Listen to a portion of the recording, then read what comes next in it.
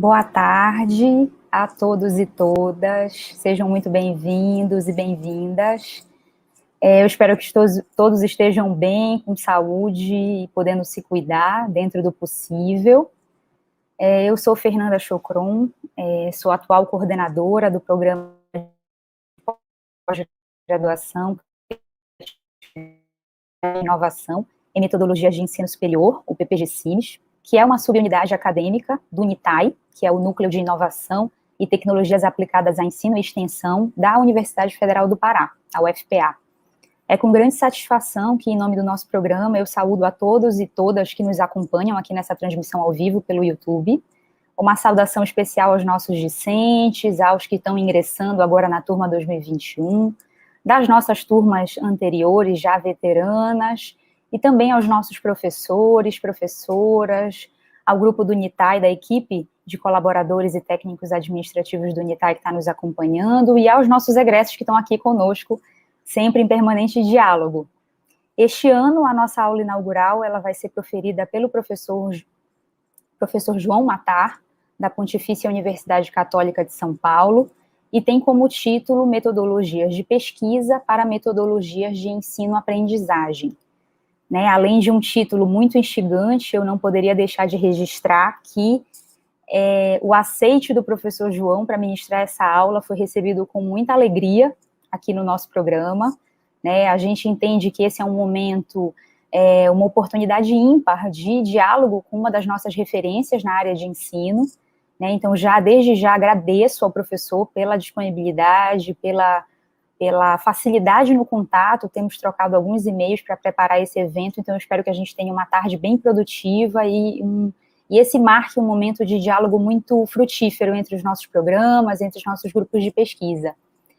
O professor João tem sido já uma referência para nós desde a construção do APCN e do PPG-CIMES, então é muito interessante poder ter essa oportunidade de diálogo, assim como base, né, referencial para as nossas disciplinas, também já foi leitura dos nossos processos seletivos.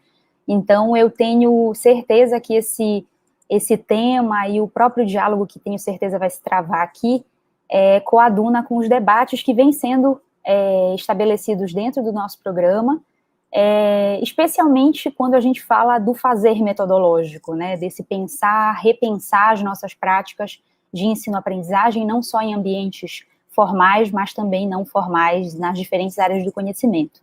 Então, antes da gente iniciar, eu gostaria só de fazer alguns registros e saudações especiais, de imediato ao próprio professor João Matar, que está aqui conosco, que atendeu de pronto o nosso convite.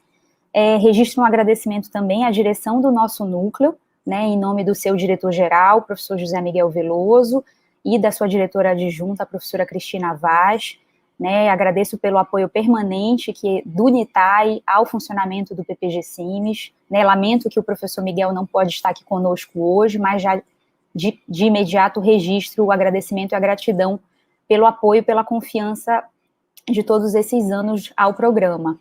Aproveito a oportunidade também para registrar o agradecimento à equipe de intérpretes que vai trabalhar conosco nesta tarde, que são da Coordenadoria de Acessibilidade da UFPA, da nossa SAEST, um apoio importante, fizemos questão de acessibilizar esta aula, então eu espero que possamos agregar o máximo, né, a maior diversidade de público nesta transmissão, e aproveito aqui a oportunidade de registrar um agradecimento à professora Mariane Kogut Eliaskevis, que está aqui dividindo a transmissão comigo, e ao professor Márcio Lima do Nascimento, né, que de forma conjunta coordenaram o PPG-CIMES nos últimos anos, né, como vocês sabem, nós assumimos há pouco tempo a coordenação, mais precisamente no final de abril, e ainda estamos nesse momento de transição e de um permanente trabalho colaborativo com a gestão anterior, né, então eu não poderia deixar de ter a professora Mariane aqui dividindo esse momento para que fique registrado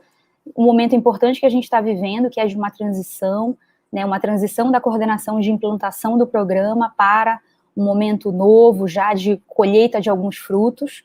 Então, tenho certeza, professora, que o que a gente vai discutir aqui hoje com o professor João é resultado de um trabalho de construção, trabalho coletivo, de preparação das turmas, que começou lá atrás, né, e que hoje vai nos permitir, com certeza, travar um diálogo qualificado e colocar na rua já imediatamente aquilo que o programa tem feito de melhor. Então, eu passo a palavra para a senhora agora para fazer uma saudação e sigo à disposição por aqui. Obrigada.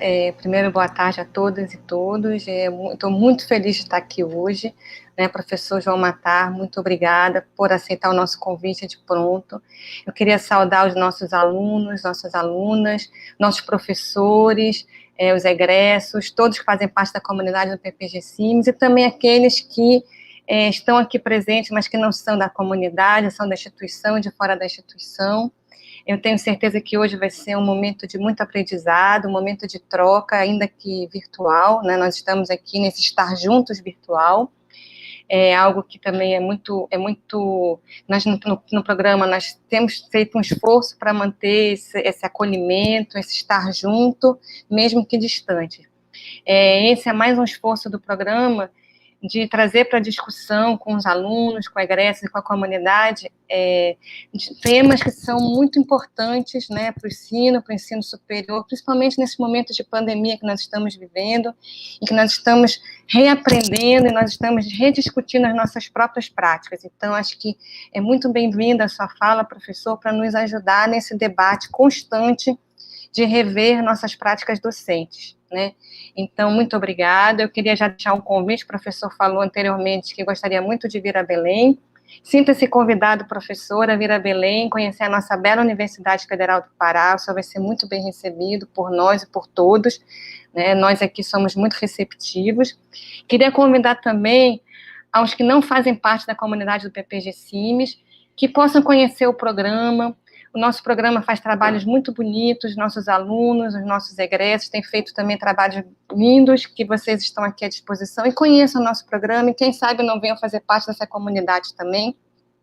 Nosso processo seletivo é sempre no segundo semestre de cada ano, então sintam-se já acolhidos desde já, e convidados também a fazer parte da nossa comunidade. Então, professor, que seja um dia rico de experiências, de trocas, de aprendizado, muito bem-vindo, e bem-vindas a todos. Passo de volta a fala para a professora Fernanda. Muito obrigada, professor, mais uma vez.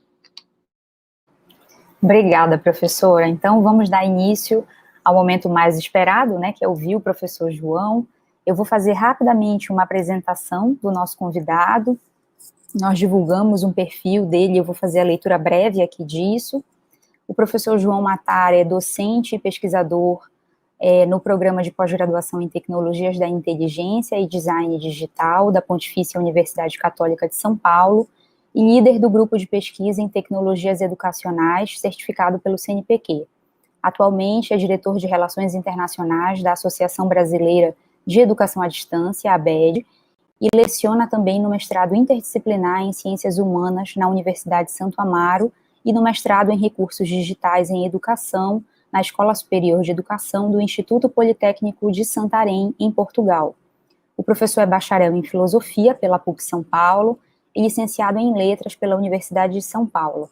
Possui certificado de pós-graduação em Ensino e Aprendizagem na Educação Superior pela Laureate International Universities e especialização em administração pela Fundação Getúlio Vargas. É mestre em Tecnologia Educacional pela Boise State University e doutor em Letras pela USP. Realizou pós-doutorado na Stanford University, onde também foi pesquisador visitante entre 98 e 99. Dentre as obras de sua autoria, e que são referência, né, para estudos sobre educação e tecnologia, se destacam alguns dos títulos que eu vou colocar aqui. Metodologia científica na área da informática, ABC da educação à distância, a educação à distância hoje, filosofia da computação e da informação, games em educação, como os nativos digitais aprendem, guia de educação à distância, tutoria e interação em educação à distância, web 2.0 e redes sociais na educação, design educacional, educação à distância na prática, metodologias ativas para educação presencial, blended e à distância. O professor fará uma fala de aproximadamente 30 a 40 minutos, e durante a mesma, e também ao final, ele vai abrir um espaço para perguntas e comentários. Então, os interessados em se manifestar podem usar o chat do canal do YouTube. Nós vamos fazer uma pequena mediação, eu e a professora Mariane, e vamos passando ao professor conforme ele franquear a palavra a nós. A gente pede ainda a atenção de todos e todas que estão nos acompanhando, que atentem a um link que vai ser colocado pela administração do canal no YouTube, no chat, e nesse link vai conter um formulário para registro de frequência na aula. Os interessados em registrar sua presença, a gente agradece, vai ser ótimo para a gente ter um balanço depois dos participantes. Então, professor João, é com o senhor, fique muito à vontade, e mais uma vez, obrigada pela disponibilidade de estar aqui conosco. Tá, muito obrigado pela apresentação, pelo convite, Fernanda, Mariane. Eu estava dizendo para vocês antes aqui, quando a gente estava em off, que eu tenho muita vontade de conhecer o Belém do Pará. Eu não conheço, inclusive eu já sonhei, eu cheguei a sonhar uma vez, que eu tinha feito a viagem, depois eu entrei na internet para tentar entender se eu tinha ido em lugares que realmente existiam, se tinha sido uma fantasia. Então, eu realmente espero que, passando a pandemia, a gente tenha a oportunidade de consolidar essa relação. Eu aceitei esse convite, aceitei em seguida o convite para participar de uma banca, que acho que é a semana que vem, né, já na semana que vem, e teve um terceiro convite que ainda não aceitei, eu até indiquei alguém no grupo de pesquisa que era para uma outra atividade, mas eu acho que a tendência é que a gente faça muitas coisas juntos, né, os professores e os alunos. Como vocês apresentaram, eu sou professor na PUC, em São Paulo, e sou professor na Unisa também. Então, eu tenho 2 grupos de pesquisa, são 2 programas interdisciplinares, mas o meu foco de pesquisa é a área de educação e tecnologias, que tem uma interface direto com o programa de vocês, e foi realmente um prazer estar aqui com vocês.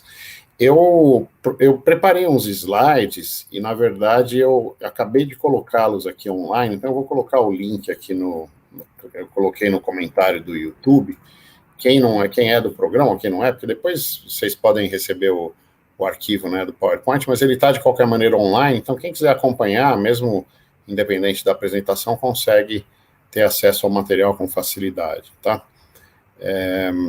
Eu preparei a minha fala em 4 partes, e aí, qual que é a minha ideia?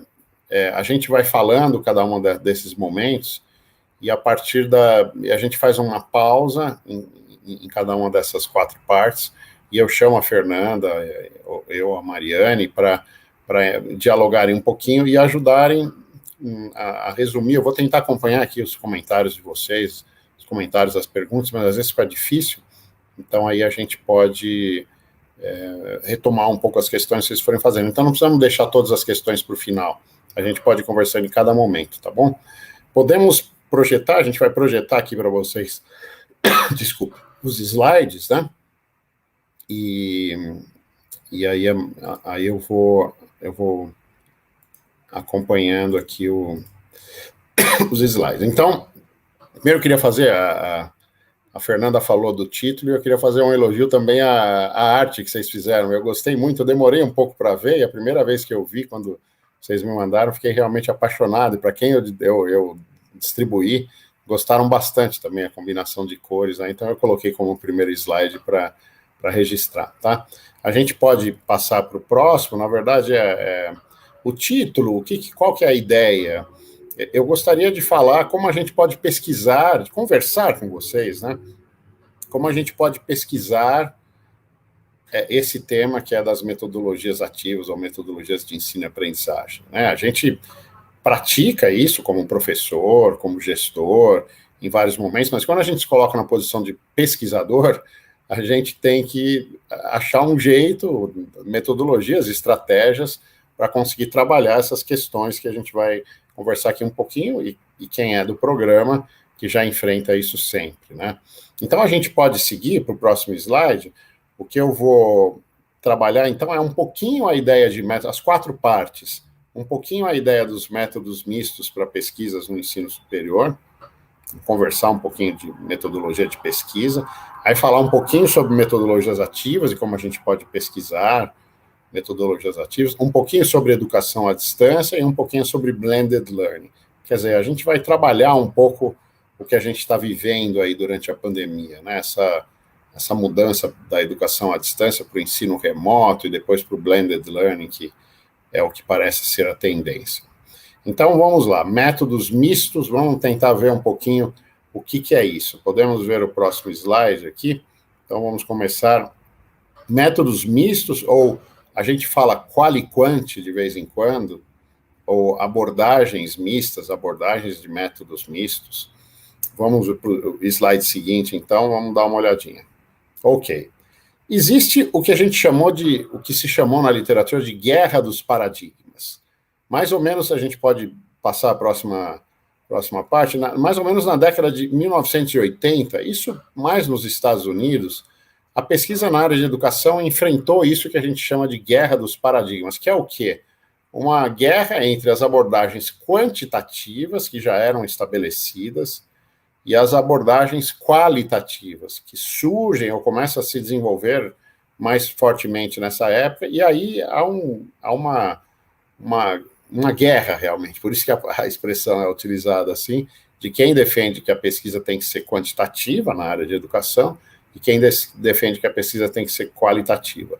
Podemos ver, então, a próxima frase. Então, o que acontece no Brasil, o que é interessante, isso foi resultado de um trabalho meu durante a pandemia, aí, que resultou em um livro que está, inclusive, indicado nas referências dos slides, que é um livro sobre metodologia da pesquisa. Eu fui entender um pouquinho melhor por que a pesquisa quantitativa em educação no Brasil ela é pouco explorada. E o que acontece? A gente não tem uma tradição sólida, aqui é uma citação da Bernadette Gatti, uma tradição sólida de pesquisa quantitativa em educação. Então, quando começa a guerra dos paradigmas, quando começam a surgir as pesquisas qualitativas, a gente não tinha uma tradição de pesquisa quantitativa estabelecida. E aí, por causa disso, não chega nem a se estabelecer uma guerra. As pesquisas qualitativas acabam ganhando com muita facilidade a briga. Podemos ir para a próxima frase. E aí, aqui a gente tem uma citação da Bernadette Gatti, eu vou ler aqui. As análises com dados quantitativos foram praticamente banidas de nossos estudos. Então, se você vai pesquisar um pouquinho a história da pesquisa em educação no Brasil, você vai chegar a essa conclusão de que, na verdade, como a gente já nem tinha uma tradição sólida, a não ser pesquisas elaboradas pelo INEP, pesquisas muito específicas, e aí as abordagens qualitativas que surgem vão acabar dominando a área. Podemos ir para a próxima frase, aí, só que aí tem muitos autores, aí tem uma referência que está também no final dos slides. Alguns autores defendem que a gente precisaria de metodologias quantitativas também para pesquisar na área de educação, ou do que a gente chama de pesquisas de métodos mistos. Então, vamos ver um pouquinho, vamos seguir, vamos ver um pouco o que é exatamente a questão dos métodos mistos. Vamos comparar aqui, talvez o slide seja ruim para vocês enxergarem agora, mas eu vou chamar atenção para quais são os pontos principais. Vamos comparar pesquisa qualitativa e quantitativa. Normalmente, a pesquisa qualitativa procura compreender os fenômenos, e a pesquisa quantitativa procura explicar. Tanto que quando a gente fala do tipo de pesquisa, a gente pode dizer que a pesquisa qualitativa normalmente é exploratória, às vezes descritiva, e a quantitativa muitas vezes é explicativa. As pesquisas qualitativas normalmente trabalham mais com perguntas, com questões, enquanto as pesquisas quantitativas trabalham com hipóteses. A amostra da pesquisa qualitativa, em geral, é pequena. A pesquisa qualitativa se faz com um grupo pequeno e intencional, a gente escolhe um grupo que é adequado para atender aos objetivos da pesquisa, enquanto a pesquisa quantitativa normalmente é uma amostra grande e escolhida de maneira aleatória. A pesquisa qualitativa normalmente não trabalha com variáveis, enquanto a pesquisa quantitativa trabalha com variáveis, procura inclusive quantificar, operacionalizar essas variáveis. Como estratégias de coleta de dados, normalmente a pesquisa qualitativa usa observação e entrevistas, enquanto a pesquisa quantitativa usa questionários e testes. Questionário é usado também em pesquisa qualitativa, né? Mas essa é uma divisão adequada, que dá para diferenciar os dois tipos de pesquisa. E a pesquisa qualitativa normalmente é interpretativa, a discussão que a gente faz no final é para interpretar os resultados, enquanto a pesquisa quantitativa normalmente utiliza estatística inferencial, estatística descritiva. Ok? Então vamos seguir aqui. próximo slide. Aqui a gente tem também talvez o visual não fique tão claro, mas o que eu quero dizer? Assim, existem 3 tipos, essa ilustração é tirada do livro do Creswell, que é uma referência para a questão do método misto em pesquisa em educação. Eles dividem em 3 tipos básicos de design de pesquisas de métodos mistos. O primeiro design, que é o mais comum, é o design convergente de uma fase. Você coleta e analisa os dados quantitativos, e de outro lado você coleta e analisa os dados qualitativos. Você faz isso paralelamente. Depois você integra os resultados e interpreta os resultados comparando os dados qualitativos e quantitativos. Muitas vezes o dado qualitativo ajuda a explicar melhor o quantitativo, muitas vezes o dado qualitativo nega o que deu no quantitativo. Então você tem que, de alguma maneira, integrar esses resultados, mas o importante é que eles são trabalhados paralelamente, tanto coletados quanto analisados. O que eles chamam de design sequencial explicativo é um design que começa com uma pesquisa quantitativa. Por exemplo, eu começo com um questionário para um grande número de professores, de alunos, de respondentes, eu analiso os dados, os resultados desse questionário, e depois eu faço entrevistas com uma quantidade menor de pessoas que responderam o questionário para tentar entender melhor, para tentar dar uma explicação melhor. Por isso que ele chama design explicativo, para tentar explicar melhor os resultados que eu já obtive nos dados quantitativos. E aí, de novo, os resultados qualitativos às vezes explicam melhor o quantitativo, às vezes eles negam, e você tem que trabalhar comparando os 2 tipos de resultado. Quer dizer, o quantitativo você faz análise estatística, o qualitativo você faz codificação, categorização, e depois você vê se os resultados batem e ajudam um a entender o outro. O design exploratório é o contrário, a gente começa com a pesquisa qualitativa. Como é que poderia ser isso? Assim, eu quero fazer um questionário em uma faculdade, numa escola, mas eu não tenho ideia de como fazer esse questionário. Eu não sei muito bem como organizar aquele material. Então, eu faço primeiro entrevistas ou grupos focais, entrevistas em grupo, com um conjunto de pessoas, e faço diversas perguntas, e a partir dos resultados das entrevistas, eu elaboro um instrumento de coleta de dados, um survey, um questionário, para depois rodar o questionário. Então, primeiro eu faço a pesquisa qualitativa, depois quantitativa. Vão ter outros exemplos que eles vão utilizar, mas aqui eu acho que a gente já consegue ter uma ideia bem interessante dos exemplos de diferentes tipos de como a gente pode misturar qualitativo e quantitativo. Podemos seguir nos slides. Ok, metodologias. Então, aqui, a gente pode até abrir todo esse slide aqui, você pode ir abrindo, já clicando aqui. Eu queria comentar os diversos tipos de metodologias de pesquisa. Então, metodologias qualitativas, isso. Vamos abrir as qualitativas, são 5, temos mais um aqui, isso. Então, a gente tem... São os principais tipos de pesquisa qualitativa, tá? Existem outros, é claro, vocês talvez já tenham trabalhado com outros, conheçam outros, mas a pesquisa narrativa ou história da vida é aquela que a gente faz com uma pessoa, ou às vezes algumas pessoas. Então, eu quero estudar, eu vou dar um exemplo da pandemia. Eu quero estudar o que aconteceu durante a pandemia. Então, eu faço a história de vida de um professor. Pode ser um professor do programa de vocês, ou de um aluno. E aí não é a vida inteira, é claro, é a vida durante aquele período da pandemia, mas eu vou entrevistar e procurar entender como que a pessoa viveu aquele desafio de trabalhar com tecnologias, trabalhar à distância, de repente. Pesquisa fenomenológica é aquela que procura já pesquisar um grupo de pessoas e o significado que aquelas pessoas dão para um determinado fenômeno. O significado, a essência da experiência vivida daquele grupo de pessoas. Eu também poderia pegar os alunos do programa e tentar fazer uma pesquisa fenomenológica, nunca é uma amostra muito grande, para ver como que os alunos sentiram, por exemplo, a questão do ensino remoto que a gente está vivendo agora. Pesquisa etnográfica é uma pesquisa de campo, muitas vezes eu vou nas escolas, eu vou nas universidades, se for um curso online, eu frequento os cursos online, eu frequento as atividades síncronas e assíncronas, então é um pesquisador que vai a campo, mesmo que o campo for virtual, para estudar os fenômenos que interessam.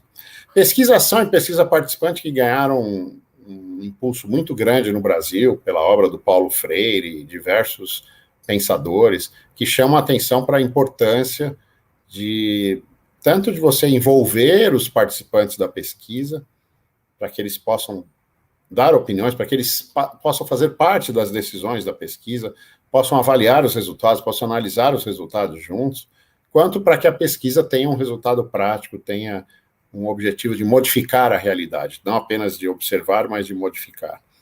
E a pesquisa, a grounded theory, a teoria fundamentada, é aquela em que eu não vou com um referencial teórico pronto para a pesquisa. Eu quero entender o que aconteceu durante a pandemia.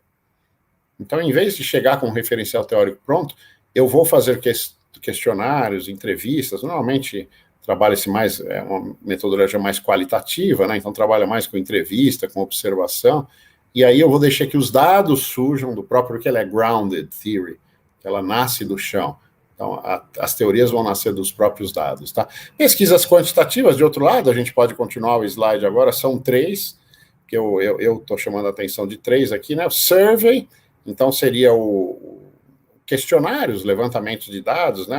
Questionários em larga escala para tentar entender o que aconteceu durante a pandemia, por exemplo. Pesquisa experimental e quase experimental são aquelas pesquisas que envolvem intervenção. Eu vou lá e introduzo alguma metodologia ativa, que nós vamos ver na segunda parte aqui da minha fala, introduzo uma metodologia e vejo se aquela metodologia modificou ou não os resultados, faço um grupo de controle, um grupo que usou a metodologia, um grupo que não usou, para ver se eu consegui resultados diferentes. E essa pesquisa ex post facto, que eu conhecia muito pouco assim, mas acabei me interessando bastante, é aquela pesquisa que eu não consigo fazer uma intervenção, mas através de um questionário, de um survey, eu consigo entender se determinadas variáveis foram capazes de influenciar os efeitos, mesmo retroativamente. Quer dizer, eu faço a pesquisa agora, mas eu consigo tentar, pelas perguntas, entender o que aconteceu antes. E aí tem uma última pesquisa que eu pus no meio aqui, se a gente puder seguir aqui no slide, que é o estudo de caso. O estudo de caso normalmente é considerado uma pesquisa qualitativa e é bastante utilizada, vocês devem usar bastante assim, mas eu pus no meio porque a gente pode utilizar de experimentação, experimentos, a gente pode utilizar questionários para trabalhar o estudo de caso, ok? Podemos continuar nos slides aqui. Então, na verdade, eu vou dar uma paradinha para a gente ver se a gente tem algum comentário. Eu acho que não tivemos nenhuma pergunta, né? Mas eu não sei se as professoras têm algum comentário, senão a gente continua. Mas o que eu quis falar aqui nesse primeiro momento? Eu quis dar uma abertura para dizer assim, nós temos uma gama de tipos de metodologias de pesquisa que a gente pode aplicar, e agora vamos fazer essa reflexão, a gente pode aplicar no estudo das metodologias ativas, tá? Eu vou seguir, então, se a gente pode seguir, né, como eu vi que acho que não teve nenhuma questão aqui, vocês podem ir lançando questões aqui, a gente segue, porque a gente está com um tempo bem apertado aqui também. Então, metodologias ativas, ok. Podemos ir para o slide seguinte.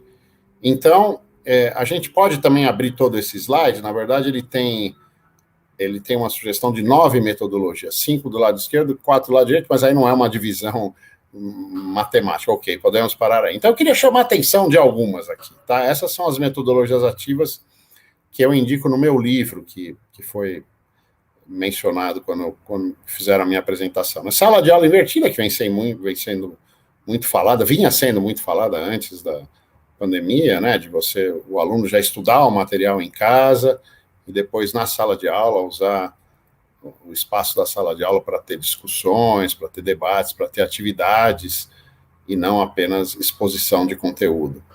O peer instruction, que é um tipo de sala de aula invertida, mas é um tipo de sala de aula invertida muito bem organizado, que nasce na Universidade de Harvard, com um professor que tem vindo para o Brasil, veio algumas vezes. Então, a ideia é que os alunos tenham acesso ao conteúdo antes, façam uma avaliação antes, no ambiente de aprendizagem, e aí as atividades, as exposições são muito curtas, e durante a própria aula os alunos vão usando aqueles stickers para tentar responder as questões, e em função da resposta dos alunos, o professor continua para um novo tema, ou ele volta e explica de novo aquele tema, porque fica claro que os alunos não entenderam muito.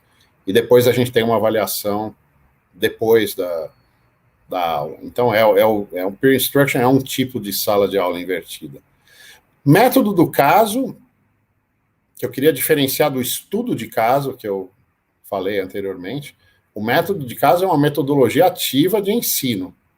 Eu proponho um caso fictício, normalmente, para que grupos de alunos pesquisem, e isso pode durar uma disciplina inteira. A Universidade de Harvard, a Escola de Administração, a Escola de Negócios da Universidade de Harvard, usa o método do caso como uma metodologia para todas as suas disciplinas, para todos os seus cursos.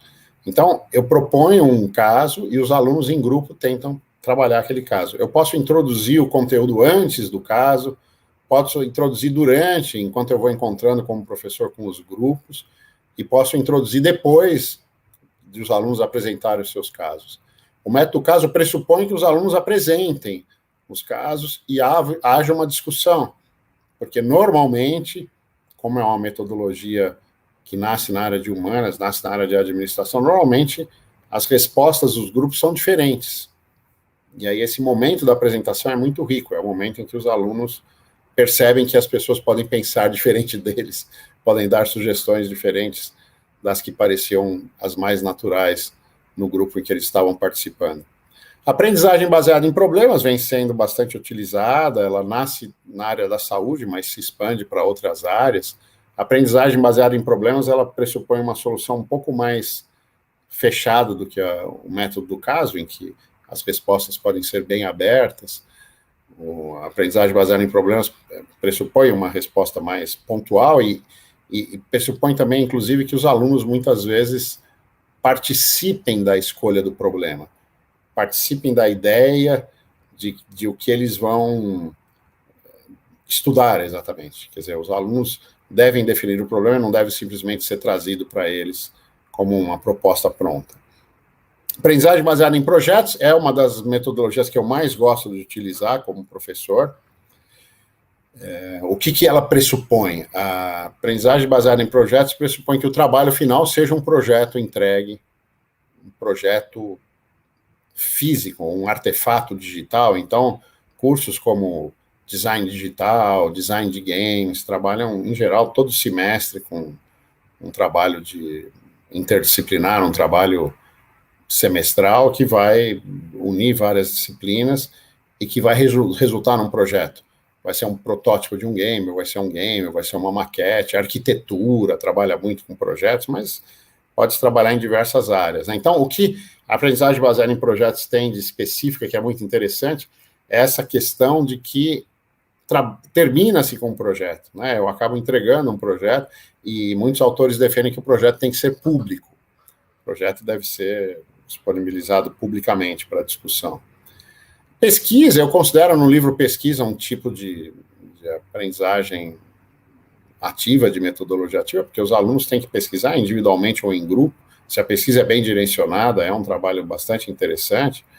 A aprendizagem baseada em games e gamificação pode ser considerada uma metodologia ativa também, porque, afinal de contas, o game, a gamificação envolvem vários momentos em que os alunos têm que resolver problemas, elaborar soluções para os problemas que eles enfrentam. Então, a gente pode classificar também assim. O design thinking é uma outra metodologia ativa que vem sendo bastante utilizada em educação, especificamente, né? Ela vem sendo incorporada à educação, muito na educação corporativa, muito com tentativa de liberar a criatividade para a criação de novos produtos, por exemplo. Então, é um tema de pesquisa bastante interessante. E a avaliação por pares e autoavaliação, a gente não encontra muito isso na literatura, está no meu livro lá, mas por que eu chamo de metodologia ativa? Porque na hora que eu peço para um aluno avaliar o trabalho do outro, ele sai da posição de aluno e ele se coloca na posição de um professor, de um avaliador. Todas as metodologias que eu listei aqui, existem outras na literatura, alguns autores classificam outras atividades como metodologias ativas, mas todas elas têm esse convite para que o aluno saia da posição dele de aluno e se coloque numa posição diferente. Aqui, no caso da avaliação por pares, é o momento em que ele tem que avaliar o trabalho do outro, ele deixa de ser um aluno, mas ele, ao mesmo tempo, pensa no trabalho que ele também está produzindo, é um movimento muito rico, cognitivamente falando. E a autoavaliação, então, também é o mesmo movimento, que o aluno tem que sair dele mesmo, e ele tem que avaliar o trabalho que ele está fazendo, como se ele fosse um professor avaliando o que ele está dizendo. Eu vi que tem algumas perguntas, mas eu queria só encerrar que a gente vai comentar as perguntas. Mas o que acontece? Então, veja, todas essas metodologias ativas, né, de ensino e aprendizagem podem ser pesquisadas, usando algumas das metodologias que nós vimos antes. Vamos pegar o estudo de caso, que é muito comum. Eu posso fazer um estudo de caso numa faculdade, numa empresa que está usando Design Thinking como uma estratégia de educação corporativa.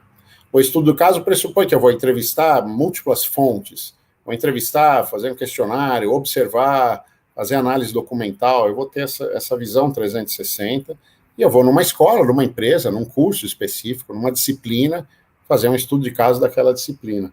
Eu posso fazer intervenções, eu falei lá um exemplo de metodologia quantitativa.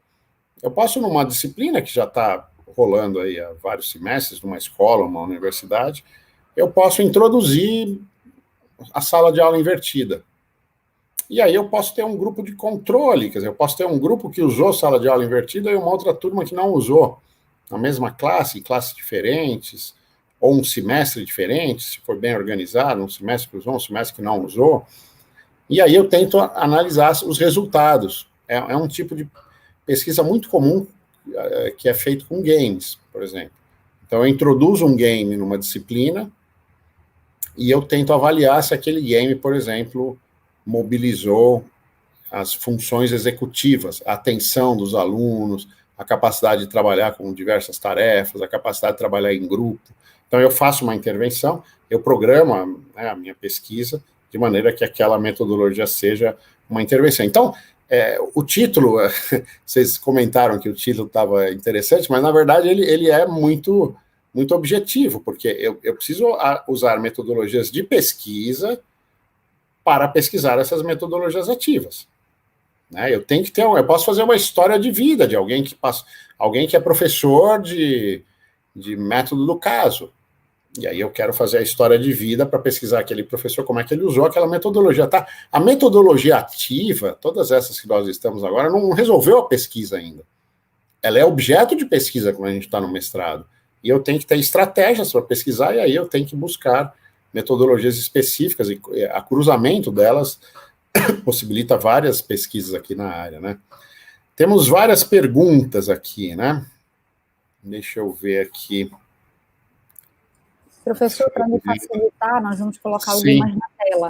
Tá legal. Começando pela do Rafael Martins. Ok. Por favor. Foi a primeira que chegou aqui no chat. Sobre as metodologias da pesquisa, a Design Science Research seria considerada como parte de alguma das elencadas ou uma diferente? É um tipo de pesquisa diferente, Rafael. Eu confesso que eu venho tentando estudar Design Science Research, tanto que ela não está listada naquelas que eu coloquei, tá? Ela não tem o mesmo peso de nenhuma das que eu coloquei na bibliografia sobre metodologia da pesquisa, mas ela vem sendo utilizada, tá? Então, assim, eu realmente conheço pouco, mas ela é uma metodologia que não se confunde com as outras. Se você adotar qualquer metodologia que não estava listada no meu slide, foi na parte anterior, né? Na primeira parte da minha fala, elas são legítimas, desde que você use lá, né, o seu referencial teórico, mas ela realmente não se confunde, tá? Ela tem características próprias, tá? Temos mais uma da Ana Carolina Leixo. Tá. A metodologia Grounded Theory me remeteu ao método cartográfico de pesquisa.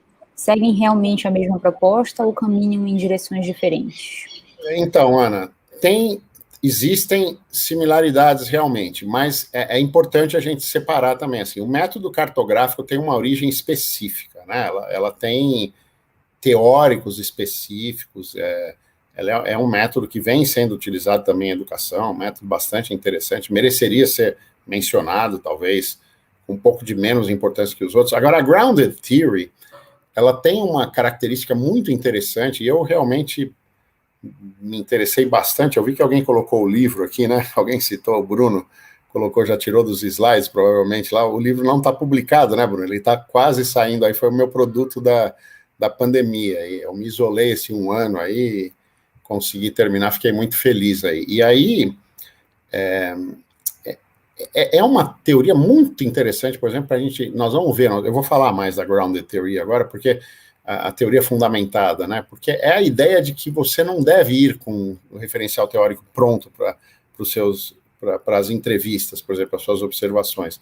É um pouco utópico, mas eu deveria me despir das minhas teorias e deveria deixar que os dados falem. Então, existe uma orientação específica. Existe, aí que está, respondendo então a questão, existe uma metodologia específica da grounded theory para se desenvolver a teoria que não se confunde com a pesquisa cartográfica, tá? A pesquisa cartográfica tem outras orientações metodológicas para você chegar na análise e discussão dos resultados. A grounded theory, ela está estabelecida há bastante tempo, assim, muito utilizada, e eu acho que ela é muito importante para nós, tanto que a gente vai voltar a falar dela, tá? Professor, eu vou abrir mais uma pergunta, tudo tá bem? bom. Aí a gente deixa as demais para o próximo bloco. Tá bom. Por favor, a pergunta do Moacir, que é o método do caso e role-playing se diferenciam em que exatamente, já que tem como características o uso de uma situação fictícia? Na verdade, Moacir, é o seguinte, o role-playing deveria ter uma metodologia que eu percebi agora no slide, está faltando, porque ele é um capítulo do livro lá. Na verdade, não é um capítulo do livro, eu deixo no livro como alguma coisa que eu não consegui criar um capítulo, mas que deveria ser, que eu chamo de dramatização. Tá? Ou seja, no momento em que eu assumo um papel, é muito usada, por exemplo, na área de saúde, na área do direito, né, em que você coloque as pessoas representando papéis, e há uma metodologia bastante interessante para você perceber as diferenças de opiniões. O método do caso não é isso, porque eu não assumo uma função. Todos têm a mesma função, de resolver o problema. Tá? Eu não tenho uma diferenciação de papéis, assim. Todos que estão no grupo têm que resolver um determinado problema, tem que propor uma solução para um caso. O role-playing, na verdade, cada um assume uma função diferente naquela dramatização. A gente tem aqui em São Paulo a FAAP, que organiza um Fórum FAAP, eu não sei se vocês já ouviram falar, depois vale a pena pesquisar quem tiver com computador, em que as crianças vão para uma situação em que elas, é tudo muito organizado, em que elas representam algum país para discutir, fazer um encontro da ONU internacional para discutir, por exemplo, terrorismo, poluição, questões importantes, questões ambientais, questões são bastante importantes. Então, cada criança assume um papel específico. Eu tive um filho que vivenciou isso assim, foi uma das vezes que ele estava mais emocionado na escola, mais envolvido. Ele vinha para casa e falou, pai, eu preciso me vestir. Ele era de algum país da África e ele tinha que se investir, ele tinha que estudar o país para entender qual era a posição do país para defender as coisas. Então, não tem a relação com o método do caso, mas merece ser tratada como uma metodologia, acho que é uma metodologia bastante interessante mesmo, tá? A gente chama de... como é que a gente fala quando a pessoa sube, no caso do direito, tem um nome específico, né? Júri simulado. Por exemplo, júri simulado, né? Então, o júri simulado é um tipo de role-playing, é um tipo de dramatização, é uma metodologia muito interessante. Agora, veja, é uma metodologia de ensino. Eu tenho que ter uma metodologia para pesquisar isso. Quer dizer, eu tenho que usar alguma das metodologias que nós conversamos antes para pesquisar, ou fazer uma intervenção, ou fazer uma observação, ou fazer um estudo de caso, ou fazer uma história de vida, ou uma pesquisa fenomenológica. Eu tenho que ter uma metodologia para estudar aquela. O fato de eu estar estudando uma metodologia ativa não me exime de ter uma metodologia de pesquisa. A gente não pode confundir isso, né? Júri simulado, isso mesmo. Deixa para depois, Fernanda? Aí tem mais algumas, né? Tem mais duas perguntas, professor. Vamos lá. Vamos lá? Então, do Manolo Freitas, não sei se esse é o ID correto, a aprendizagem corporativa se enquadra na avaliação por pares e autoavaliação? Então, Manolo, vocês estão afiados, parece que se prepararam bem aí para a coisa. A aprendizagem colaborativa mereceria um lugar separado, talvez. Eu não pus no livro, porque eu entendo que, no fundo, todas essas metodologias ativas acabam incorporando a ideia da aprendizagem colaborativa. Tá? Mas alguns autores defendem uma metodologia própria, então ela poderia ser considerada até separada. Eu entendo que ela está presente em todas, tá? Ela é transversal a todas as elas, então é quase que é difícil você imaginar que a metodologia ativa vai ser individualizada, apesar de que ela pode ser, mas ela pode ser trabalhada só por uma pessoa, né? Mas a gente pressupõe que, em geral, elas já são trabalhadas em grupo. Então, eu devo usar os princípios da aprendizagem colaborativa em quase todas elas aqui, tá? mock trial. A última desse bloco, professor, é do Anderson Brito. Queria saber do professor João Matar se ele considera o design convergente mais completo por fundir dados qualitativos e quantitativos. Então, Anderson, a equipe é afiada aqui, Fernando. Eu quero voltar porque as perguntas são todas muito adequadas, assim, né? Eu confesso que o meu aprendizado sobre métodos mistos aumentou muito com a elaboração do livro nesse último ano. Assim, eu pesquisei muito e eu acho que os três são adequados, Anderson, os três são muito interessantes. Tem outros que estão, inclusive, indicados no livro que eu não comentei, quer dizer, eu posso pegar um estudo de caso e fazer uma intervenção, por isso que eu até pus o estudo de caso lá no meio, né? Eu posso fazer uma pesquisação e, ao mesmo tempo, um estudo de caso. Então, eu posso misturar quantitativo e qualitativo de outras maneiras, tá? Então, não acho que tem o que é o mais adequado, eu acho que é o que é o mais adequado para o seu objetivo, para os objetivos da sua pesquisa. Inclusive, pode ser que o seu objetivo de pesquisa seja uma pesquisa qualitativa, ou seja uma pesquisa quantitativa. É um desafio trabalhar num mestrado com métodos mistos, porque você tem que trabalhar com análise estatística, com análise qualitativa, e o mestrado tem um tempo pequeno, então é importante comentar isso aqui, né? Mas se o seu trabalho permite, você está preparado, e se você não conhece estatística, tem condições de trabalhar num grupo de pesquisa que alguém possa orientar, e tem que ser o que é mais adequado para você, para o tempo, para o seu objetivo de pesquisa, tá? Muito bem, professor, vamos em frente, então. Vamos lá. Agradeço então, a quem perguntou já. Muito boas perguntas. Claro. Agora vamos falar um pouquinho de educação à distância, porque também não deixa de ser uma metodologia. Podemos passar para o próximo slide, então? Pode ser o próximo. Então, terceira parte na educação à distância. Eu queria chamar a atenção aqui, nós temos aqui, esse slide vai ter 4, a gente pode rodar as 4 já. Eu queria chamar a atenção que as 3 primeiras são teorias da educação à distância, que já existiam antes da pandemia. A teoria da distância transacional, para quem não conhece, no slide tem o link para um artigo muito interessante, traduzido, do Michael Moore, que trabalha com a ideia de que, na educação à distância, a gente tem uma transação. Não necessariamente as pessoas estão distantes do ponto de vista pedagógico ou do ponto de vista psicológico. Então, o que eu tenho que medir na educação à distância é quanto que a transação entre alunos e professores, ou entre alunos e alunos, quanto que esses alunos e professores estão mais ou menos distantes. Essa seria a distância transacional. É uma teoria muito utilizada para se pesquisar a educação à distância, já era antes da pandemia. Teoria da comunidade da investigação, eu coloquei aqui o site também, o link para vocês vai para o site, que é um site maravilhoso, é um site em inglês, mas quem tiver dificuldade pode usar o tradutor. E de novo, trabalha com a presença do professor, com a presença dos alunos, a presença cognitiva, e aí, mesmo sendo educação à distância, eu posso avaliar se o professor está mais ou menos presente, o tutor está mais ou menos presente, os alunos estão mais ou menos presentes, eles sentem participantes de grupo, ou sentem que estão trabalhando isoladamente. Então, é uma teoria bastante interessante também, que nasce, apesar de funcionar de maneira geral, nasce para falar da educação à distância, para pesquisar a educação à distância. Teoria da aprendizagem colaborativa online, então, uma pergunta anterior que teve, a colaboração é importante. A colaboração online é mais importante ainda. Como é que eu trabalho a colaboração à distância, em ambientes virtuais de aprendizagem? Então, essa é uma teoria da Linda Harrison, também bastante interessante. Tem o link para o livro dela. E eu queria chamar a atenção aqui para a andragogia, que não é uma teoria da educação à distância, mas se a gente pensa que no Brasil, antes da pandemia, a educação à distância era basicamente para adultos, a andragogia é uma teoria que nos traz material para a gente poder pensar um pouco como é que deve ser a educação para o adulto, inclusive à distância. Como é que eu vou trabalhar um adulto à distância? Eu não posso usar uma teoria pedagógica feita para crianças para o presencial.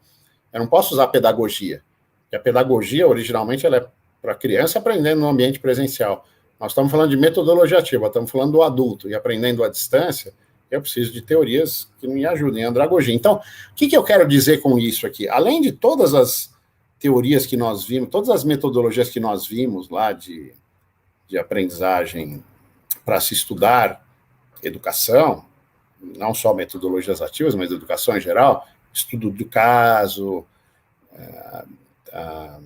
intervenção, pesquisa experimental, grounded theory, teoria fundamentada, todas aquelas teorias. A gente ainda tinha teorias, antes da pandemia, para estudar a educação à distância. Aí, se você quer estudar metodologias ativas da educação à distância, você tem um creme de la creme, assim, vamos dizer, uma pérola para estudar, porque você quer trabalhar a metodologia ativa no ambiente virtual, digital, aí você tem aquelas metodologias que já foram apresentadas, que são mais tradicionais, e você tem as metodologias da educação à distância. Agora, vamos ver no slide seguinte. Aconteceu uma coisa muito interessante, que foi, quando vocês mudaram aí, vocês devem lembrar, se vocês puserem no slide, aí deve ser nos comentários, deve ter sido no meio de março, né, lá pelo dia 19 de março, que vocês saíram do presencial e mudaram para o online. Foi o que aconteceu em todo mundo. Esses autores aqui, o Charles Hodges e os outros, eles em 27 de março publicaram um artigo, ou seja, o artigo foi gerado antes, porque ele ainda tem um processo de edição. Essa é uma revista que a publicação é rápida, as publicações sobre a pandemia foram mais rápidas do que o tradicional, mas eles publicaram um artigo tentando explicar o que estava acontecendo, e eles desenvolveram esse conceito, não foram os que criaram, mas foram os que desenvolveram, de ensino remoto emergencial, Emergency Remote Teaching, que é a expressão em inglês, para diferenciar da educação à distância, porque a educação à distância é alguma coisa planejada, tem design instrucional, tem tutor, tem produção de conteúdo, e o ensino remoto emergencial foi aquela confusão que nós tivemos que, de repente, migrar sem ninguém estar preparado. O programa de vocês talvez um pouco mais preparado, pelo menos metodologicamente, porque trabalhava com metodologias ativas, talvez questões de blended learning, mas imagine escola de educação infantil, educação física, aula de música, aula presencial para Fundamental 1, Fundamental 2. Vocês acompanharam, quer dizer, sofreram muito, então tem pesquisa para a gente fazer à vontade. E esse artigo foi traduzido, quem quiser depois acessar a tradução, vale muito a pena, porque eles foram proféticos, né? Eles, em 27 de março, vocês devem ter migrado um pouquinho antes disso, né? 19 de março, depois nas perguntas a gente dá uma olhada aqui, e aí a gente teve isso. E aí, o que eu queria chamar a atenção? Queria ir para o slide seguinte. Aqui eu ponho um link para uma revisão de literatura que eu fiz, que está indicada nas referências dos slides, sobre metodologias ativas em educação à distância, como eu falei, que é um tema de pesquisa, por exemplo, para vocês aí no programa, muito interessante, né? E essa revisão foi feita em inglês, ela focou em 13 artigos básicos que sobraram depois da filtragem, e em geral, existem diferentes metodologias de pesquisa, então vale a pena vocês darem uma olhada na revisão, porque cada um desses 3 artigos usam diferentes metodologias de coleta e análise de dados, quantitativas, qualitativas, vários dos exemplos que eu comentei aqui, mas das metodologias ativas mais usadas, que são pesquisadas, é a sala de aula invertida e aprendizagem baseada em problemas. São as metodologias ativas que são mais usadas na educação à distância, tá? E, normalmente, todos os artigos, os 13 que foram analisados na revisão, mostram resultados positivos, mas no longo prazo, ou seja, se você aplica alguma daquelas metodologias ativas, faz uma avaliação na sua pesquisa logo no final do processo, talvez você não tenha diferença se você trabalhou com um grupo de controle, um grupo experimental. Agora, se você tiver um prazo um pouco mais longo, você vai sentir os resultados. Os resultados de metodologias ativas, de games, a literatura mostra, não são imediatamente visíveis. Você tem que ter na sua pesquisa alguma forma de medir esses resultados um pouco depois, mais a médio prazo. E outra coisa interessante nos artigos que foram analisados nessa revisão de literatura é que é possível trabalhar com metodologias ativas na fase de ensino de aprendizagem individual do aluno. Ou seja, tem momentos, então não é tudo colaborativo, foi uma pergunta que teve, né, que voltou aí na minha fala. E no momento que o aluno vai estudar sozinho, se ele estiver trabalhando com um game, se ele estiver trabalhando com uma animação, se eu tiver uma proposta que faça com que ele tem que refletir, se colocar em alguma posição diferente, eu posso ter momentos de aprendizagem ativa quando o aluno está estudando sozinho, o momento da autoaprendizagem, mesmo que depois existam momentos de colaboração, tá? Então, a metodologia ativa não se resume ao momento colaborativo. Isso foi um dos resultados interessantes da pesquisa. Então, trabalhar metodologias ativas com educação à distância é um tema que, para vocês, né, e para quem trabalha com essa área, é um tema bastante interessante, tá? Fernanda, temos algumas questões aqui. Eu posso dar uma olhada, só não sei se eu deixei passar alguma antes aqui. Professor, sem comentários por enquanto, só perguntas sobre quando o seu livro vai estar disponível. O livro, hoje, antes de entrar aqui na prévia com a Fernanda, eu estava fazendo a revisão da última prova do livro, então eu acredito que em algumas semanas, aí, um pouquinho de tempo ele vai estar disponível. Estou bem feliz com isso aqui, né? Então, aí a gente pode passar para a nossa última parte aqui, que é a questão do blended learning, né? Na verdade, o blended learning tem uma questão aqui, isso, perfeito. Eu queria justamente colocar isso aqui. O que muita gente vem falando, que nós vivíamos num ensino presencial, em alguns casos, né, à distância, especialmente na graduação no Brasil, a gente teve um grande desenvolvimento da educação à distância antes da pandemia, né? Com a pandemia, todo mundo teve que fazer educação à distância, desde crianças até educação corporativa. A gente pode chamar de ensino remoto emergencial, depois deixou de ser emergencial, porque agora já faz mais de um ano, já não é tão emergencial, mas não chega a ser educação à distância, não é um projeto de institucionalizar os cursos. O mestrado de vocês, por exemplo, a princípio vai ter que voltar a ser presencial, porque não existe mestrado à distância aprovado no Brasil ainda, né, a não ser os que são oferecidos pela própria CAPES para a formação de professores. Então, todos os mestrados e doutorados vão voltar a ter parte da sua carga horária presencial, mas o que muita gente aponta é que, do ponto de vista metodológico, do ponto de vista pedagógico, a gente caminha para um blended learning. O blended learning já existia antes da educação, da pandemia. O blended learning já existia, por exemplo, quando os cursos de graduação presenciais no Brasil ofereciam 20% ou 40% da carga horária à distância, a gente tinha um exemplo perfeito de blended learning, porque a gente tinha uma situação em que parte das aulas ou das atividades eram presenciais e parte das atividades eram à distância. Se a gente for pensar bem, na verdade, no caso dos mestrados, doutorados, boa parte da carga horária de vocês é o desenvolvimento da dissertação. Existe a orientação, que pode ser feita presencialmente, mas o seu trabalho individual, que é feito à distância, se você for calcular em horas, é o trabalho maior, né? No próprio plano do curso é o trabalho maior. Então, no fundo, os cursos de estrito sensu, eles já são blended de alguma maneira. Só que agora, o que a gente tende a ter é um blended mais oficial. Um blended na educação básica, um blended no ensino superior. Muita gente reclama que foi chato estudar à distância, eu também acho, mesmo trabalhando com educação à distância.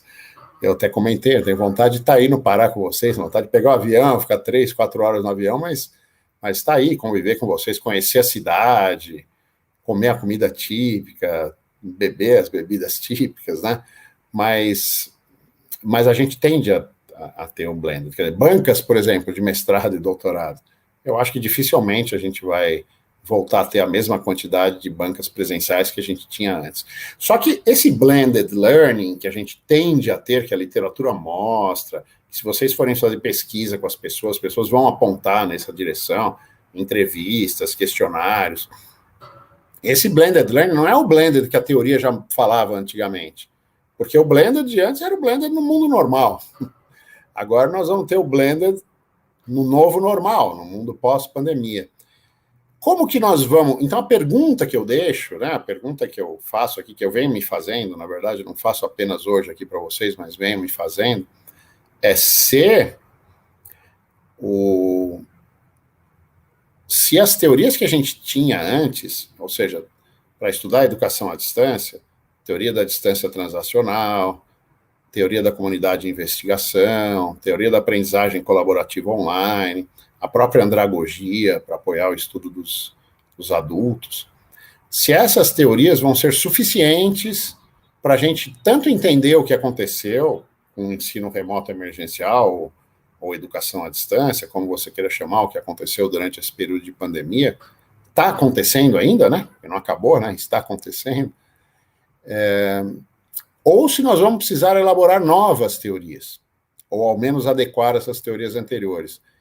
Para isso, então, retornando a uma pergunta que foi feita aqui, para isso, me parece que a teoria fundamentada, ou a grounded theory, é uma metodologia de pesquisa muito interessante.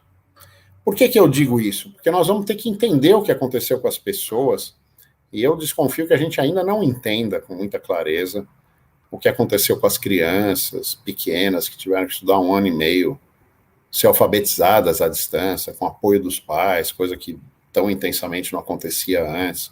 O que aconteceu nos mestrados e doutorados, que as pessoas fizeram suas pesquisas, tiveram aula e defenderam suas dissertações e teses à distância. O que nós vamos tirar desse aprendizado para elaborar novas teorias que sustentem tanto a nossa prática quanto as nossas pesquisas? Para isso, me parece que a Grounded Theory é uma metodologia de pesquisa muito interessante. Por quê? Porque eu vou ao campo sem preconceitos. Eu vou ao campo dizendo o seguinte, eu tive uma experiência minha aqui em São Paulo.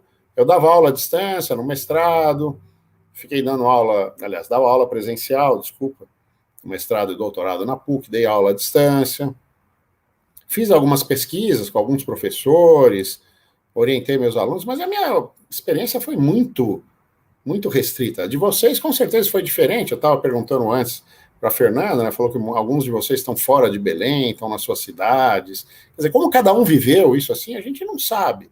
Para a gente entender como isso aconteceu e a gente poder pensar no nosso futuro, nós temos que ouvir, dar vozes aos atores que viveram essa tragédia, né? Porque não foi apenas aprendizagem, foi uma tragédia, todo mundo com medo. Alguns de vocês talvez perderam pessoas queridas, muitos perderam, alguns ficaram doentes. Então, enfim, houve uma mistura de sentimentos, a aprendizagem, o emocional, o cognitivo. Nós só vamos conseguir entender isso se a gente fizer pesquisas, e o tipo de pesquisa que a gente pode fazer é o Grounded Theory, né? Eu costumo dizer costumo dar esse exemplo, que se algum de vocês tivesse passado pelo comitê de ética uma proposta de dizer, as aulas no Pará vão terminar durante 1 ano e meio, e aí não vai ser tudo à distância, aí nós queremos ver agora, porque nós queremos estudar, obviamente, nenhum comitê de ética iria aprovar, né? Mas nós vivemos isso no mundo todo. Eu estou agora conduzindo uma revisão de literatura na PUC, em que a gente está estudando as pesquisas sobre a pandemia, e você vê que aconteceu no mundo todo. Só que cada professor, cada instituição, cada escola, cada universidade reagiu diferente por questões culturais, por exigências específicas daquele país, daquela instituição. Então, a gente só vai conseguir... A gente tem muito material para pesquisa. Vocês têm muito material, né? Quem está entrando agora, quem está chegando agora, pode estudar o retorno às aulas, pode estudar as estratégias que os professores usaram, pode estudar um pouco como as pessoas se sentiram. Agora, para elaborar novas teorias, então eu ponho aqui uma hipótese, nós vamos precisar de novas teorias, ou pelo menos elaborar de maneira diferente as anteriores, reelaborar as que já existiam, e a Grounded Theory é um tipo de uma metodologia de pesquisa que pode ser muito, muito útil para a gente, para isso, tá? Eu acho que o último slide são as referências, né? Se a gente puder... Isso. Então, aí vocês têm as referências, todas que eu mencionei durante o texto, como eu pus o link, né? Eu vou colocar de novo aqui, eu pus o link para os slides, para quem chegou depois, inclusive, eu subi para o slide share, então tem aí as referências todas, né? E no próprios slides tem os links para, às vezes, alguns sites, algumas coisas. Eu acho que são algumas dicas aí de leitura que vocês vão se divertir um pouquinho. É isso, eu acho que tem algumas questões ainda, né, Fernanda, que passaram, né? Se vocês me ajudarem. Temos sim, professor. Tá. Temos 4 perguntas, não sei se tudo bem nós fazermos, não sei se em blocos ou posso exibir aqui. Pode ser. Acho que 2 que me parecem curtas, tá? Eu vou tentar integrar aqui. Uma é do Rodrigo Ramos, que se refere à metodologia por problemas, se podem ser usados problemas, pequenos problemas, serão tratados um por aula, por exemplo, ou se tem que usar um grande problema que atravessa toda a disciplina. Tá, deixa eu responder essa do Rodrigo, só assim, separada, porque eu acho que é importante. Veja, eu usei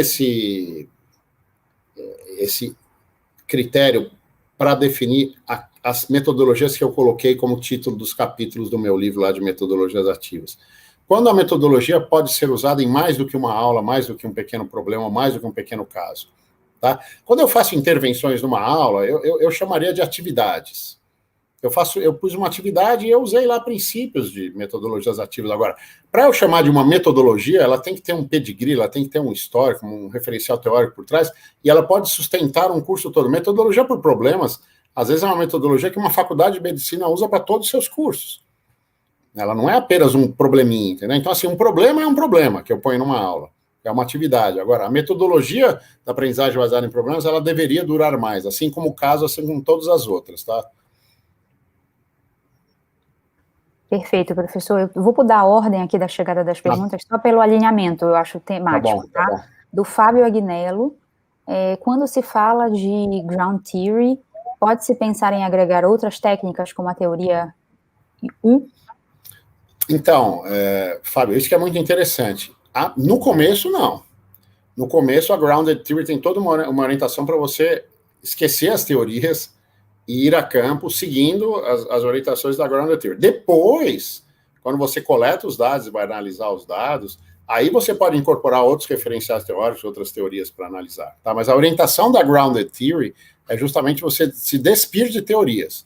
Tá? Quando você começa a colocar outras teorias na própria metodologia, você está, de alguma maneira, vamos dizer, falsificando a origem, né? A coisa original. Agora, veja, tudo isso, como eu falei, por exemplo, a resposta anterior e essa, são questões conceituais que tem autores que vão trabalhar diferente. Né? Eu estou falando a minha visão, a minha opinião aqui, né?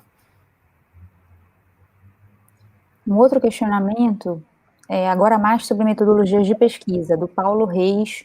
Quais os parâmetros para definir a escolha, do tipo de pesquisa, quanti ou quali, no uso da Grounded Theory? Grounded Theory, a princípio, é qualitativa, Paulo, tá? A orientação da Grounded Theory, tanto que naquele meu quadro ela está do lado esquerdo, ela, a princípio, é uma metodologia de pesquisa qualitativa, tanto que as formas de coleta de dados mais utilizadas são a entrevista e a observação. Basicamente, a entrevista, nem o questionário, a entrevista, né? Entrevista com poucas pessoas, entrevista em profundidade. Agora, todas as teorias podem possibilitar a questão do método misto. Eu diria que mais do que você fazer qual e quant na Grounded Theory, seria você utilizar a Grounded Theory e misturar com uma metodologia quantitativa, por exemplo, uma intervenção. Então, eu estou trabalhando a Grounded Theory e a intervenção, trabalhando a Grounded Theory, eu trabalho um survey separadamente, dentro daqueles designs que vão misturando as duas coisas, tá? Mas a Grounded Theory, a princípio, é uma teoria qualitativa, uma metodologia de pesquisa qualitativa, tá? A última pergunta aqui do chat, professor, é do Lúcio Ramos. Conseguiremos um dia associar naturalmente ao aluno a característica de ser ativo, sem que precise deslocá-lo ao lugar do professor para tal? Então, isso é muito interessante. Né? Não, mas isso é muito interessante, eu gosto muito de usar, porque assim, uma das coisas que eu não gosto muito, mas eu não gosto, quando eu falo não gosto, discuto teoricamente, essa história de que o aluno tem que estar no centro. Essa coisa do aluno no centro é uma metáfora que está meio gasta, assim. O aluno não tem que estar no centro. Quer dizer, metodologia ativa, em alguns momentos não vai ter centro, para começar. Você pega a sala de metodologia ativa, essas salas novas, justamente a ideia dela é não ter um centro. É você ter... Agora, em alguns momentos o aluno pode estar no centro, em outros momentos o professor pode estar no centro. Pode ter uma aula expositiva aí, dentro de um processo de metodologia ativa. Agora, o deslocamento que eu falei não é o aluno ser professor, é o aluno deixar de ser cognitivamente um aluno passivo e receptor de informações. É essa provocação do deslocamento que tem que ter. No método do caso, ele não vai ser professor, ele vai ser ele vai resolver um caso. certo? No game, ele vai resolver um desafio, vai ter que passar de fase. Na autoavaliação, ele vai ter que se autoavaliar. Na aprendizagem de pares, então, todas as metodologias ativas, isso não foi uma coisa que eu planejei no livro, mas quando eu fui tentando entender o que elas tinham em comum, elas têm em comum deslocar da postura que o Paulo Freire fala lá, da vasilha, né, do aluno que vai simplesmente receber conhecimentos. Tá? Ele vai ter que ter uma postura cognitiva ativa, mas não tem que ser professor. Aliás, em nenhuma delas eu acho que ele é professor, né? Tá? Então não é ele assumir o lugar do professor, né? Mas ele deixar de ser um passivo cognitivo, né? Um aluno cognitivo passivo, né? Surgiu mais uma pergunta aqui. Vamos lá. E eu queria abrir também para a professora Mariane, eu também gostaria de fazer um questionamento, sim. Mas sem tomar muito seu tempo. Vamos lá. Não, mas eu estou tranquilo. Então, vamos seguir, que está muito interessante. Mônica Figueiredo, temos lido na mídia alguns especialistas falando que essa geração pandemia, né, entre parênteses, crianças menores, principalmente, terá impactos por toda a sua vida educacional. O que o senhor acha, professor? Eu acho que sim, Mônica. Vou responder assim muito, muito rapidamente. Eu acho que sim, mas por quê? Tem que só contextualizar, né? A educação à distância, não só no Brasil, no mundo, ela era mais comum para adultos. Quando você ia voltando para o ensino médio, países de língua inglesa, às vezes a gente tinha um homeschooling nos países, especialmente quando tinha questões religiosas, a família não queria levar a criança para a escola, mas eram situações muito específicas, né? Então, o próprio livro, um livro que a gente traduziu pela ABED, que é do Tony Bates, que agora me fugiu o nome, mas ele diz o seguinte, que o ideal na graduação seria um aluno entrar, ter aula presencial e começar a ter aula à distância e sair do curso de graduação tendo sua aula à distância. Quer dizer, o próprio aluno de graduação, ele deveria ser recebido presencialmente, viver o campus, relacionar com as pessoas e depois ir caminhando para a coisa.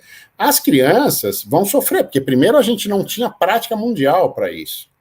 Né? Os professores não estavam preparados, os pais não estavam preparados. Então, elas foram, parece-nos, assim, pelas minhas pesquisas, pelo que eu tenho lido, parece que as crianças, os professores da educação básica são os que mais sofreram nesse processo todo.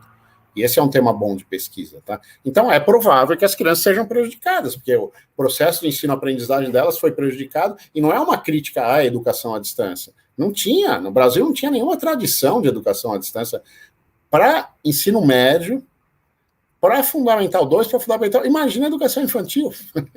Imagina você falar, as crianças passaram a ter aula à distância de educação, ser alfabetizadas à distância, aí o pai teve que intervir, não tinha computador em casa, não tinha mesmo classe média, não tinha internet para todo mundo. Então, eu não tenho dúvida que houve prejuízos, né? Eu acho que todo mundo concorda com isso, né? Mas isso não significa dizer que o que nós fazemos, pesquisar tecnologia, está condenado. Não, a gente não fazia isso, não era... Ninguém fazia a educação à distância para criança, para Fundamental 1, para educação infantil. Então, foi uma coisa fora do padrão e, graças a Deus, que deu para ter o mínimo de... Não parou completamente, né? Deu para ter o mínimo de apoio, mas deve ter tido algum prejuízo, isso eu acho que sim. Quem é especialista mais em educação infantil deve ter condições de medir isso, né?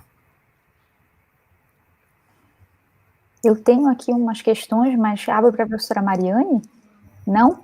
Então eu tenho duas questões, professor. Uma é, assim, nós somos um mestrado profissional, né, então vários trechos da sua fala são muito interessantes e coadunam bastante com o que a gente vem debatendo, especialmente com os alunos que estão se preparando para pensar nas suas dissertações e nos futuros produtos ou processos. Então, um questionamento que eu tenho é para aquele esquema inicial do design convergente, do sequencial explicativo ou do sequencial exploratório. Seria um arranjo metodológico pertinente também para a fase de diagnóstico da pesquisa? Aquele momento de definir um contexto educacional efetivo para intervir? Ou seria um arranjo que atravessa a pesquisa do seu início ao fim? Como é que o senhor sugeriria essa adoção? Parece bem estruturado como um guia interessante mesmo para os alunos se movimentarem. O diagnóstico pode ser por métodos mistos, né? O diagnóstico pode ser, acho que é isso que você está querendo dizer, ele pode trabalhar com metodologias qualitativas e pode trabalhar com metodologias quantitativas, com Pode trabalhar com entrevistas, pode trabalhar com questionários, então não tem dúvida, né? Agora, o design que eles propõem nos livros, né? O Creswell e Getterman, tem alguns livros que trabalham bastante isso, que é pouco trabalhado teoricamente no Brasil, né? A última citação que eu pus nos slides, lá tem um artigo interessante que vale a pena dar uma olhada lá, que ele discute isso, que tanto do ponto de vista prático quanto teórico é pouco elaborado, né? A história dos métodos mistos. Ele é proposto nos livros, especialmente em inglês, lá para o processo completo. Quer dizer, ele pode envolver a fase do diagnóstico, mas ele é um design de pesquisa que sustenta a pesquisa toda.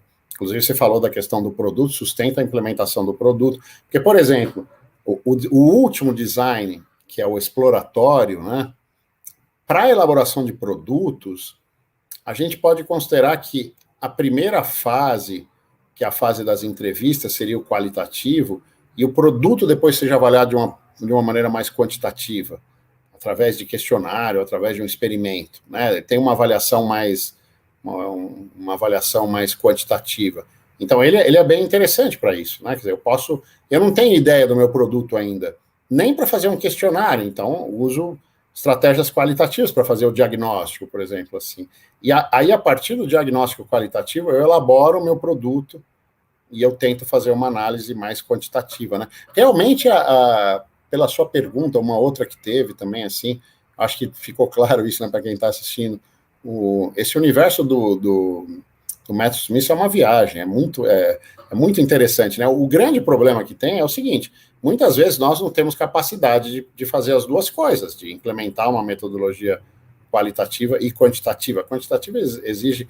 Aí tem que ser um grupo de pesquisa, né? Você tem que ter um grupo, um aluno de iniciação científica que trabalhe com estatística, ou tem que, né, contratar uma outra pessoa, porque a estatística descritiva, que são tabelas, é mais fácil. Agora, aquela estatística inferencial, que eu quero dizer, se eu coloquei o produto na aula, eu quero ver se ele gerou resultados, ela já exige testes específicos, software, né, SPSS, que aí é o livro o prazer que eu tive de escrever o livro foi com a professora Daniela Ramos, que é da Universidade Federal de Santa Catarina, que é psicóloga e pedagoga e trabalha com estatística.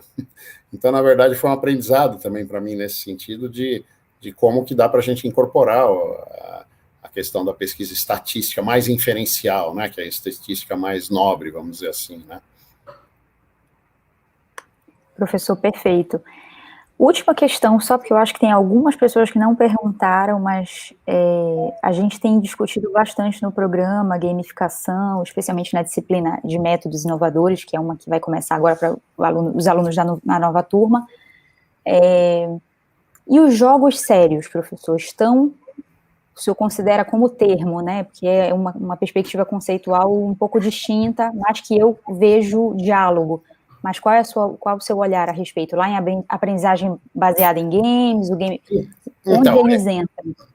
Eu, no livro, e eu não mudo essa minha posição até hoje, assim, eu classifiquei tanto os jogos quanto a aprendizagem baseada, quanto a gamificação, como um tipo de metodologia ativa. Tá? O importante é dizer o seguinte, que eu posso trabalhar com um jogo que não é sério, ou seja, um jogo feito para diversão, um jogo feito para comercialização, e ele pode ser introduzido na educação, com muito sucesso. Tem muitos exemplos de utilização de jogos que não são educacionais no seu propósito, e que tem... Então, trabalhar com games em educação envolve trabalhar com jogos sérios ou jogos também de diversão, jogos que não são sérios, tá? Que não classifica como serious games, mas não importa qual jogo você use, o processo de trabalhar um jogo, ele é tão rico, já tem tanta teoria para a gente trabalhar e tanto apoio, inclusive para a gamificação hoje, que a gente pode considerar uma metodologia ativa, porque aquela coisa que a gente conversou, o aluno quando vai jogar, ele não vira um professor, mas ele deixa de ser aluno. Ele é convidado a se deslocar da postura de ficar quieto, recebendo conteúdo, e ele tem que resolver as coisas lá. Então, ele já foi convidado, é um tipo de metodologia ativa. Pesquisas com games, e a professora Daniela, que foi a minha parceira do livro, que trabalha com pesquisa quantitativa em games, eles fazem um trabalho lá na Federal de Santa Catarina maravilhoso, porque eles pegam crianças e introduzem games com um grupo de controle, quer dizer, uma turma joga, uma turma não joga, por exemplo, quando dá para fazer isso, não é sempre que dá, e E aí medem por testes psicológicos para ver como a atenção da criança melhorou. Coisa que a gente acha que a criança fica meio louca. Não, mas na verdade a atenção melhora. E aí eles fazem a pesquisa. Aí a pesquisa quantitativa é ideal para isso. Porque a pesquisa quantitativa, tipo, você faz um teste psicológico, teste de atenção. E aí aquele teste mostra. Eles têm um trabalho no grupo de pesquisa que é EduMedia, depois se alguém procurar aí pode até pôr o link aqui, mas o EduMedia eles fazem um trabalho, então orientadores, alunos, já tem toda uma cultura de trabalhar e não há dúvida que é uma metodologia ativa, né? E agora, como você vai pesquisar o game, aí a gente tem que voltar e ver se vai fazer uma intervenção, vai fazer um estudo de caso, como você vai trabalhar, mas a pesquisa de game, ela é maravilhosa, e nós já temos um material muito rico no Brasil. A gente tem a professora Lynn Alves, na Bahia, que trabalha também muito. Nós temos o SB Games, que é um evento que é realizado todo ano, que é da Sociedade Brasileira de Computação, ia ser em Gramado esse ano, mas vai ser online, infelizmente, mas é um evento que tem, a área de educação está muito presente lá, então a gente tem muito material já, por isso que dá para classificar como uma metodologia, porque não é um game para usar só numa aula, um game pode servir para várias aulas, tem um referencial teórico por trás, né, tem trabalho que te apoia no coisa, por isso que eu considero que é uma metodologia ativa, não tem dúvida que é uma metodologia ativa. Tá? Perfeito. Angry Bird, alguém falou aqui, o Fábio, né? Sim, que está sendo usado, né, em disciplinas de matemática no ensino médio. É. Bom, acho que podemos ir nos encaminhando para o final. Tudo bem, professor? Eu abro para a professora Mariane fazer um pequeno agradecimento, uma saudação final, e depois eu encerro. Bom, professor, eu não quis fazer pergunta porque eu fui contemplada com as questões que foram colocadas, mas a sua fala é muito instigante, né? Eu acho que ela foi muito interessante porque nós estamos iniciando as aulas amanhã no mestrado, né?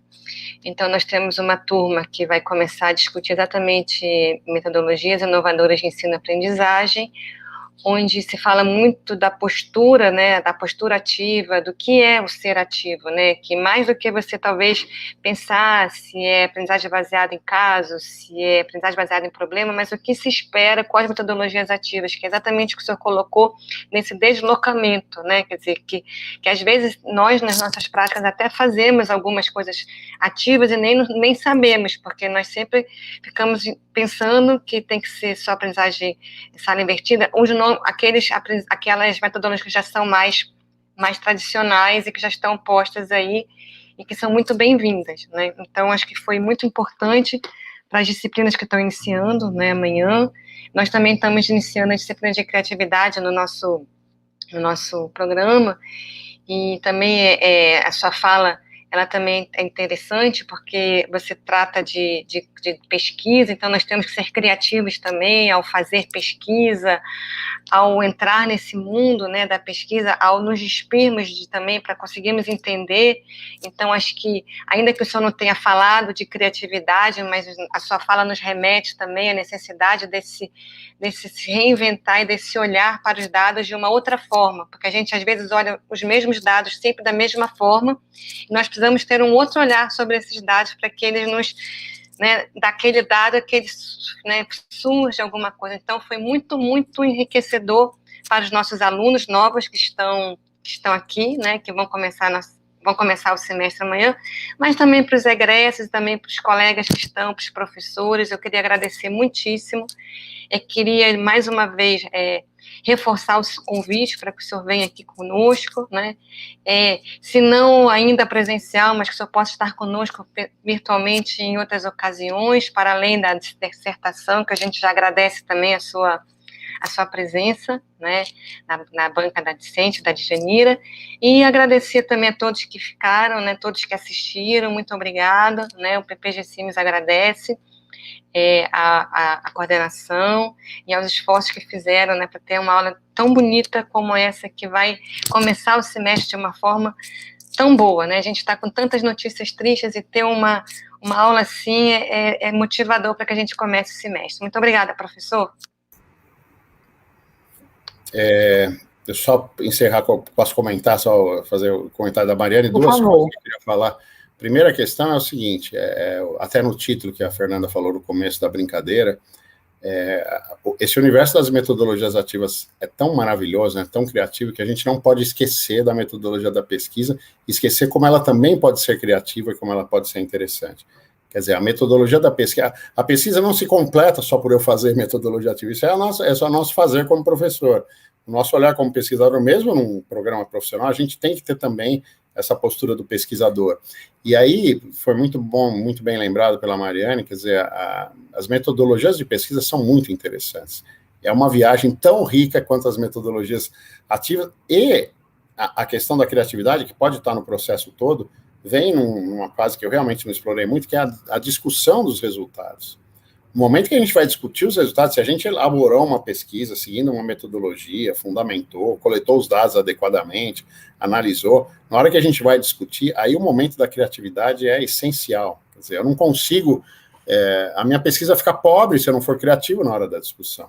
Né? E aí tem estratégias, uma forma que tem estratégias para eu ser criativo na metodologia ativa ou no meu próprio fazer pedagógico, tem formas de você ser criativo na discussão, e aí é muito importante, quer dizer, voltando para o referencial teórico, voltando para a revisão de literatura, voltando para as suas questões, se posicionando como pesquisador, é o momento que a gente quer ouvir a voz do pesquisador, né? Então, a metodologia da pesquisa não é mais careta e menos criativa do que a metodologia ativa, acho que essa é a mensagem, né?